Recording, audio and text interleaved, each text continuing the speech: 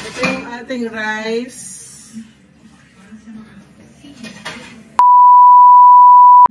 Ito po yung itsura ng shirataki rice. Pagilaw pa. Ayan. Isang ganito lang yung sinalin ko. Isang kain. Ganyan din kadami dapat yung tubig na ilalagay. So, lagay natin dito. Tubig niya is ganito rin kadami. Papakuluin natin. Ito po nakakulo na. Shortcut. Ayan, umuusok-usok pa. Salin natin.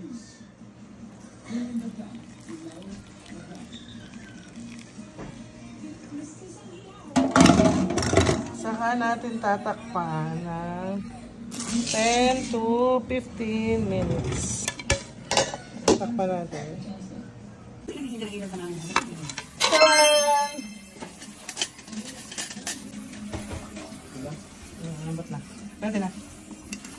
Kain na tayo mga mare! Ito yung ating rice. O, diba? Hindi ko natansin. Ito ang ulam natin, adobo. Wow!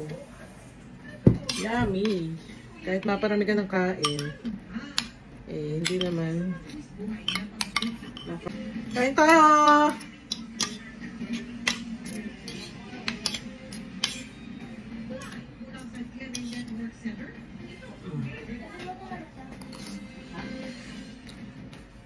Sarap.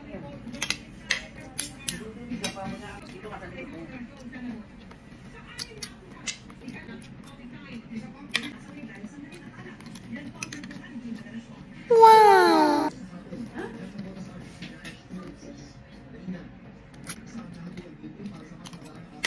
The best ever in the world.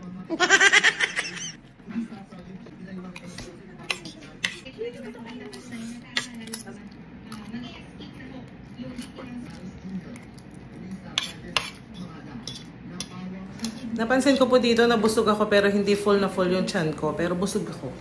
As in busog. Yun lang po for today's video. Thank you Lord sa lahat ng blessings. Bye-bye!